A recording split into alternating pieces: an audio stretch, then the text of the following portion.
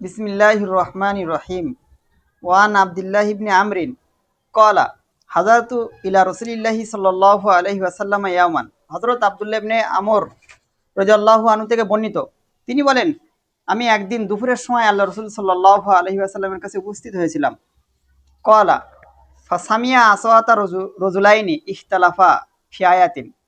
তো আল্লাহ রাসূল সাল্লাল্লাহু আলাইহি ওয়াসাল্লাম দুজন ব্যক্তির আওয়াজ শুনতে পেলেন, যে দুজন ব্যক্তি একটি আয়াত নিয়ে একে অপরের তর্ক বিতর্ক করছিল।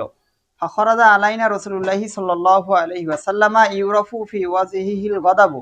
তো আল্লাহ রসুল তিনি আমাদের মাঝে প্রকাশ পেলেন, আমাদের মাঝে আসলেন। তখন তার চোখে মুখে রাগের ছাপ, তিনি রাগান্বিত হয়ে আমাদের কাছে আসলেন। ফাকালা, আল্লাহ রসুল এসে বললেন, ইন্নামা হালাকা মান কানা কবলাকুম বিইখতিলাফিহিম ফিল কিতাবি। অবশ্যই তোমাদের পূর্বে যারা গত হয়ে গেছে, তোমাদের পূর্বে যারা ধ্বংস হয়ে গিয়েছিল, তাদের ধ্বংসের কারণ ছিল এটাই যে তারা মতনৈক্য করত, তর্ক বিতর্ক করত, ঝগড়া করত আল্লাহ তালার কেতাব সম্পর্কে। তাদের কাছে যে নবীর পক্ষ থেকে কেতাব এসেছিল আল্লাহ তালার পক্ষ থেকে, সেই কেতাবের আয়াত সম্পর্কে, সেই কেতাব সম্পর্কে তারা ঝগড়া করত। এই জন্যই তারা ধ্বংস হয়েছে। সুতরাং আল্লাহ রসুল এখান থেকে আমাদের বলতে চেয়েছেন এটাই, যে কোরআন শরীফের মোতাসাবে আয়াতগুলো নিয়ে আমরা যেন নিজেদের মধ্যে তর্ক বিতর্ক ঝগড়ায় লিপ্ত না হই। রওয়াহু মুসলিম। ওয়ান সাদ ইবনে আবি ওয়াক্কাসিন ক্বালা ক্বালা রাসূলুল্লাহি সাল্লাল্লাহু আলাইহি ওয়াসাল্লাম। হযরত সাদ ইবনে আবু ওয়াক্কাস রাদিয়াল্লাহু আনহু তিনি বলেন, রাসূলুল্লাহ সাল্লাল্লাহু আলাইহি ওয়াসাল্লাম বলেছেন, ইন্না আযামাল মুসলিমিনা ফিল মুসলিমিনা জুরমান।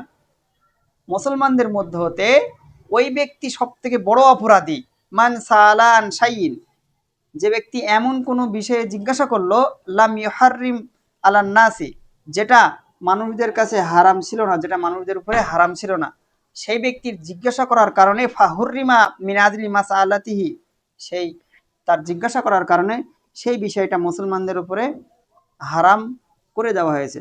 ওই ব্যক্তি সব থেকে বড় অপরাধী। মুত্তাফাকুন আলাইহি।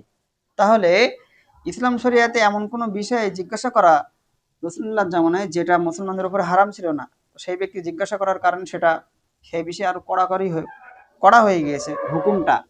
এই ক্ষেত্রে সেই হুকুম এখন হারাম হয়ে গিয়েছে। এরকম বিষয়ে জিজ্ঞাসা করা, যে ব্যক্তি জিজ্ঞাসা করেছে সেই ব্যক্তি সবথেকে বড় অপরাধী।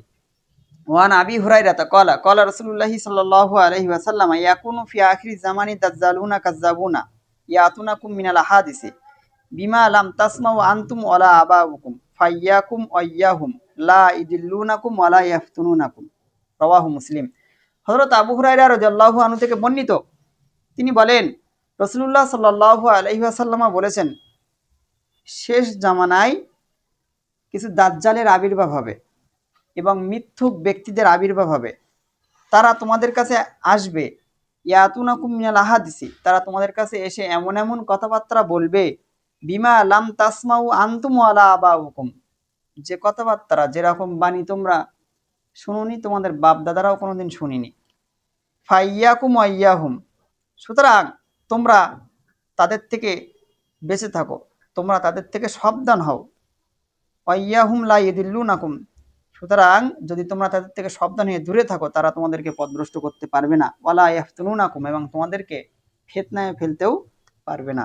রাওয়াহু মুসলিম। তাহলে এরকম যারা কথাবার্তা বলে, যে কথাবার্তা কোরআন হাদিসে নেই, আমরা শুনিনি, আমাদের পূর্বপুরুষরা, পূর্বে গত হয়ে যাওয়া মুমিন মুসলমানেরা শুনিনি, সেরকম কথায় কান না দেওয়া এবং তাদের সেই সমস্ত ব্যক্তিদের থেকে পরেশ থাকা, দূরে থাকাই আমাদের জন্য শ্রেয় এবং আমাদের জন্য কল্যাণকর।